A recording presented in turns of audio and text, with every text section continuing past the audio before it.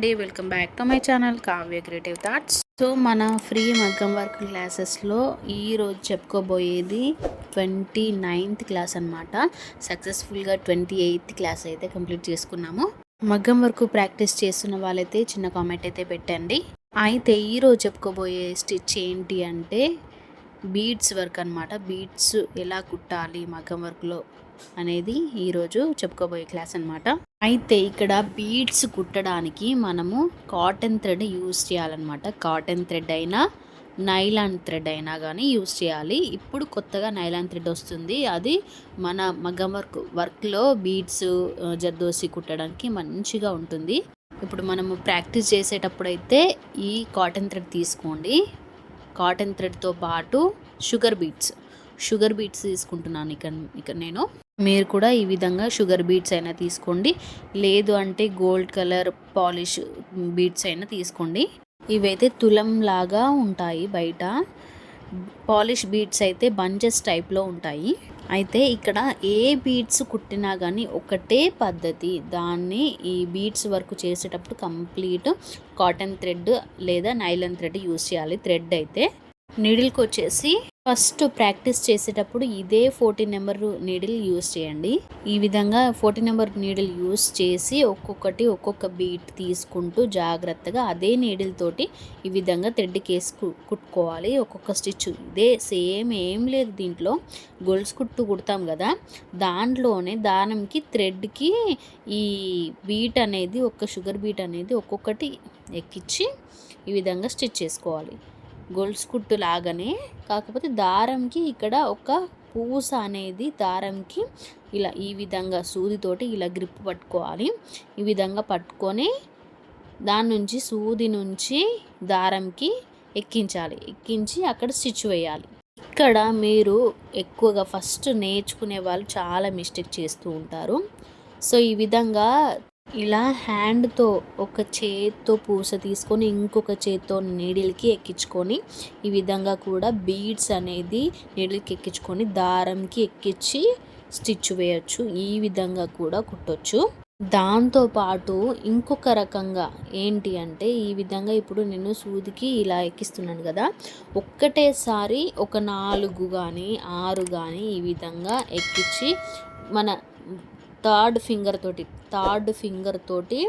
3వ ఫింగర్ తోటి ఈ విధంగా పూసలు అనేది నీడిల్కి ఎక్కించుకుంటూ గ్రిప్పులో ఆపుకుంటూ ఈ విధంగా సూదికి పూసలు ఎక్కిన తర్వాత మళ్ళీ థ్రెడ్ తీసుకొని ఈ విధంగా ఒక్కొక్కటి కానీ రెండు కానీ స్టిచెస్ వేసుకోవాలి. ఇక్కడ జాగ్రత్తగా గమనించండి. ఏ విధంగా నేను సూదికి ఎక్కించి వేలుతోటి 3వ వేలుతోటి ఏ విధంగా పట్టుకుంటున్నాను, అదేవిధంగా ఏ విధంగా వదులుతున్నాను, ఎక్కడ స్టిచ్ చేస్తున్నాను. సో ఇదే పద్ధతి మగ్గం వర్క్ చేసేటప్పుడు ఇలా కుట్టాలి. ఫస్ట్ ప్రాక్టీస్ చేసేటప్పుడు ఒక్కొక్క పూస తీసుకోండి. ఫస్ట్ స్టార్ట్ చేసేటప్పుడు మాత్రము ఇలా ఇంకొక చేతితోటి పూస తీసుకొని ఇంకొక చేతిలో ఉన్న లెఫ్ట్ హ్యాండ్తో పూస తీసుకొని రైట్ హ్యాండ్లో ఉన్న సూదికి ఎక్కించుకుంటే కుట్టండి. కుట్టడం వచ్చిన తర్వాత ఈ విధంగా నీడిల్ తోటి డైరెక్ట్ థ్రెడ్కి ఎక్కించి కుట్టడం వచ్చిన తర్వాత అది మంచిగా ప్రాక్టీస్ అయిన తర్వాత ఒక్కటే చేత్తోని ఈ విధంగా నేను ఇక్కడ చూపిస్తున్నాను. ఒక పూస చేత్తో ఎక్కించి అదేవిధంగా థ్రెడ్కి వేసి కుడుతున్నాను. సో ఇలా ఒక్కొక్క పూస ఇలా వేలుతోటి ఈ విధంగా గ్రిప్లో ఆపాలి. పూసను ఎక్కించి పైకి నీడిల్కి రాగానే ఈ విధంగా వేలుతోటి ఆపుకుంటూ మళ్ళీ థ్రెడ్కి ఎక్కించి కుట్టాలి. అయితే ఇక్కడ మీరు తెలుసుకోవాల్సిన విషయం ఇంకొకటి ఉంది. అది ఏంటి అంటే ఈ బీడ్స్ అనేది ఈ నీడిల్తో కాకుండా బీడ్స్ నీడిల్ అని సపరేట్గా ఉంటుంది. సో వాటితో కుడితే మనకు కరెక్ట్గా వర్క్ చేసేటప్పుడు తొందరగా అయిపోతుంది. వాటికి నీడిల్ అనేది మన బీడ్స్ అనేది ఎక్కించే గ్యాప్ అనేది ఎక్కువ ఉంటుంది. నీడిల్ అనేది కొంచెం సన్నగా వచ్చి బీడ్స్ అనేది ఎక్కువ వాటికి నీడిల్కి ఎక్కేటట్టుగా ఇలా సన్నంగా గ్యాప్తో వస్తుంది. ఒక 2 ఇంచెస్ వరకు నీడిల్ అనేది బీడ్స్ అన్నీ ఎక్కేలాగా ఇలా సన్నంగా ఉంటుంది. సో దానికి నీడిల్ చూస్తేనే మగ్గం వర్క్ కంటే చాలా డిఫరెంట్గా ఉంటుంది. సో ఇప్పుడు మీరు ఇప్పుడు కొత్తగా ప్రాక్టీస్ చేస్తున్నారు కాబట్టి ఇప్పుడే ఆ నీడిల్ పట్టుకొని అసలు బీడ్స్ కాదు కదా, థ్రెడ్ కూడా మీరు కుట్టలేరు. ఆ నీడిల్స్ చూస్తేనే మీకు అర్థమైపోతుంది. మీరు పట్టుకునే గ్రిప్కి ఆ నీడిల్ అనేది ఆగదు. ఎందుకంటే ఫస్ట్ నేర్చుకునేటప్పుడు ప్రాక్టీస్ చేసేటప్పుడు కొంచెం బిగించి పట్టుకుంటారు, గట్టిగా థ్రెడ్ లాగేస్తారు. సో ఆ విధంగా అంత రఫ్గా అంత హార్డ్గా ఈ నీడిల్ని బీడ్స్ నీడిల్ని కూడా అదే విధంగా వాడితే నీడిల్ అనేది తొందరగా ఇరిగిపోతుంది. ఎందుకంటే ఆ నీడిల్ బీడ్స్ అన్నీ ఎక్కించే విధంగా సన్నగా స్మూత్గా ఉంటుంది, మరీ అంతగా గట్టిగా కూడా ఉండదు. సో ఎటు వంచితే అటు వంగిపోతుంది, అంత స్మూత్గా ఉంటుంది. సో ఆ నీడిల్ని కూడా మీరు బ్యాలెన్స్ చేస్తూ ఈ బీడ్స్ ఎక్కించుకుంటూ వర్క్ చేయాలి అంటే చాలా ప్రాక్టీస్ చేయాలి. అయినా కూడా ఈ నీడిల్తో ఇప్పుడు ఈ 14 నెంబర్ నీడిల్తో కూడా ఈ పూసలు కుట్టడం, బీడ్స్ కుట్టడం మీకు పర్ఫెక్ట్గా వచ్చేసి వర్క్ అనేది కొంచెం ఫాస్ట్గా అయిందనుకోండి, అప్పుడు ఆ నీడిల్తో కుడితే మనకు తొందరగా అయిపోతుంది కదా అని ఆ నీడిల్తో మీరు కుడుతూ ఉంటారు. అప్పటికి కూడా మీరు ఫస్ట్ ఆ నీడిల్ పట్టేటప్పుడు ఖచ్చితంగా మీకు చాలా హార్డ్గా అనిపిస్తుంది. అసలు ఈ నీడిల్తో ఎలా కుట్టాలి, ఇంత స్మూత్గా ఉంది, ఎటు వంచితే అటు వంగిపోతుంది, ఆగుతుందా ఆగదా ఏంటి ఈ నీడిల్తో, ఈ నీడిల్ కంటే ఈ 14 నెంబర్ నీడిలే బెస్ట్గా ఉందని దీంతో ఎక్కువ కుట్టడానికి ఇష్టపడతారు. సో అందుకోసమే ఆ నీడిల్ ఇప్పుడైతే ఈ వీడియోలో చూపించట్లేదు, ముందు వీడియోలో చూపిస్తాను. ఇప్పుడు నేను ఈ వీడియోలో చూపిస్తున్నట్టుగా ఈ విధంగా ఒక 6 బీడ్స్ అనేది ఎక్కించాను కదా. ఈ విధంగా ఎక్కించినప్పుడు ఈ వేలుతోటి, థర్డ్ వేలుతోటి గ్రిప్ అనేది మిస్ అయిందనుకోండి, ఈ విధంగా పూసలన్నీ ఒకటేసారి జారిపోతాయి నీడిల్ నుంచి వెళ్ళి. ఇంతే కదా, ఏముందిలే 3-4 బీడ్స్ ఎక్కించి ఈ విధంగా వేలుతో ఆపితే సరిపోతుంది, దీంట్లో ఏముందిలే అని నెగ్లెక్ట్ చేసి ఈ విధంగా ఒకటేసారి 4 బీడ్స్ 6 బీడ్స్ ఇలా ఎక్కించి ఒకటేసారి ఫస్ట్ ఇలా కుట్టకండి. ఎందుకంటే ఒక్కసారి గ్రిప్ మిస్ అయిందనుకోండి పూసలన్నీ జారిపోతాయి, అదొక తలనొప్పి. సో అలాంటి తలనొప్పులు మీరు పెట్టుకోకండి. ఫస్టే ఒక్కొక్క ఒక్కొక్క పూస తీసుకొని నిదానంగా స్లోగా ఎంత ఫ్రీగా మీరు స్టిచెస్ అనేది చేసుకుంటారో అంత నీట్గా మీకు అసలు కష్టం అనకుండా మీకు వర్క్ అనేది వస్తుంది. అంత ఫ్రీగా ఇష్టంగా ప్రాక్టీస్ చేసుకోగలుగుతారు. తొందరపడి అయితే ఒక 4 బీడ్స్ 3 బీడ్స్ 5 6 ఇట్లాంటివి తీసుకోకండి. మీకు చూపించడానికి జస్ట్ మీకు తెలియాలి అని ఈ విధంగా కుడతారు అని చెప్పి మీకు తెలియాలి అని చెప్పి నేను ఈ విధంగా తీసుకొని చూపిస్తున్నాను. ఇలా మీకు గ్రిప్పు ఒక 2-3 పూసలు పట్టుకునేంత గ్రిప్పు వచ్చాక ఒక 2 పూసలతోటి గ్రిప్ అనేది ఆపుకుంటూ కుట్టండి. అప్పుడు మీకు పూసలు ఆటోమేటిక్గా మనము ఒక లైన్ పూసలు కుట్టాలంటే 2 బీడ్స్కి ఒక స్టిచ్ వేస్తాము, 2 బీడ్స్కి ఒక స్టిచ్ వేస్తాము. ఇదైతే బాగా గుర్తుపెట్టుకోండి. ప్రతిసారి వర్క్ చేసేటప్పుడు ఫ్లవర్ డిజైన్ అయినా చెక్స్ లైన్స్ అయినా కూడా 2 బీడ్స్కి 1 స్టిచ్ ఈ విధంగా వేసుకోవాలి. మళ్ళీ అదే విధంగా 2 బీడ్స్ అనేది మనం దారానికి ఎక్కించిన తర్వాత అదే వేలుతో మనం దారానికి ఎక్కించిన ఈ 2 పూసలని దగ్గరికి అనుకొని అదే టైంలో మళ్ళీ పైన నీడిల్కి ఉన్న పూసలను గ్రిప్లో వేలుతో పట్టుకోవాలి.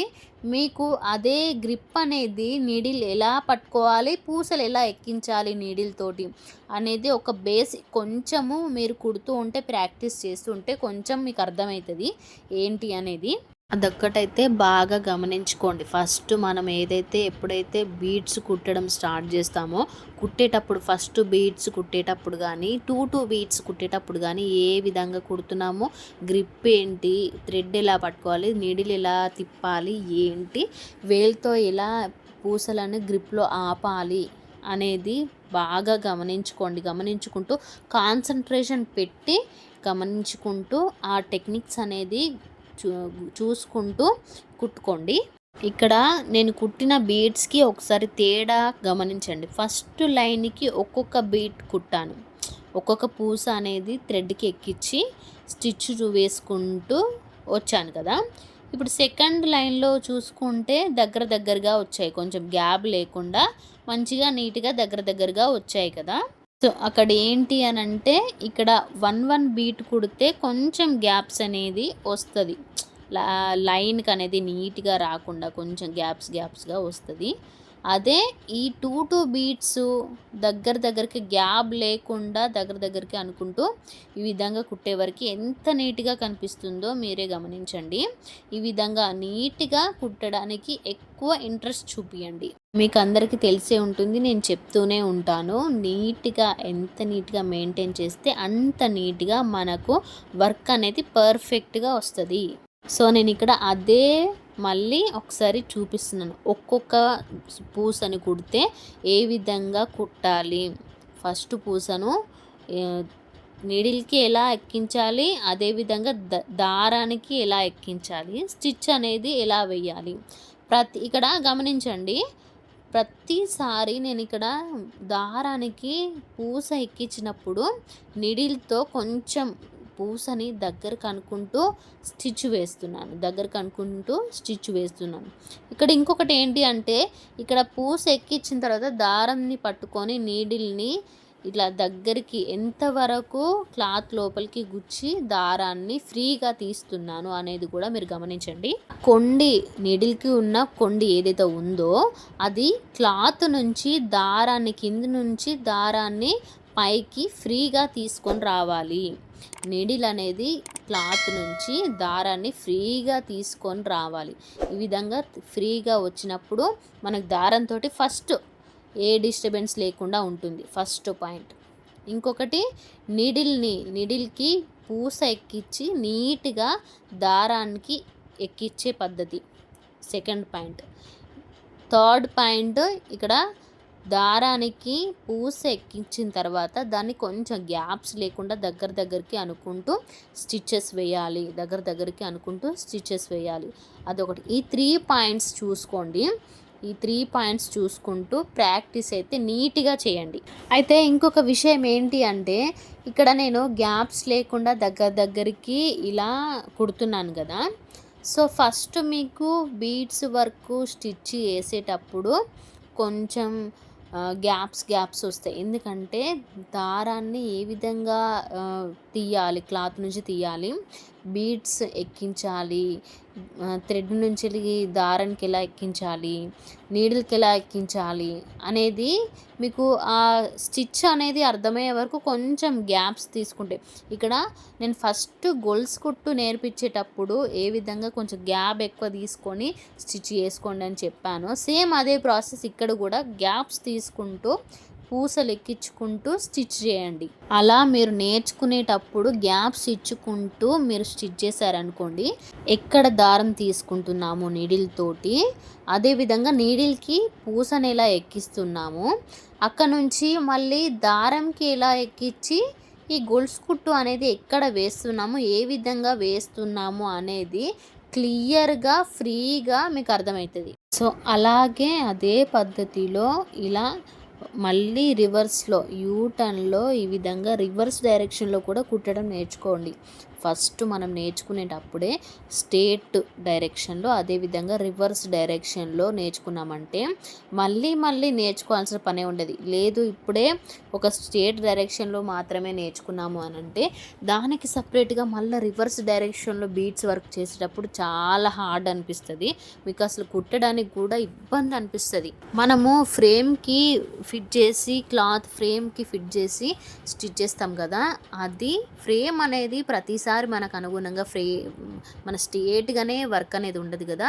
సో డిజైన్స్గా వస్తుంది కాబట్టి ఈ విధంగా స్ట్రేట్గాను, రివర్స్ డైరెక్షన్లో యూటర్న్లో గాను, క్రాస్లో, ఈ విధంగా మీరు ఒక్క దగ్గర కూర్చొని చాలా రకాలుగా ఈ విధంగా తిప్పుతూ నేర్చుకోండి బీడ్స్ వర్క్ అనేది.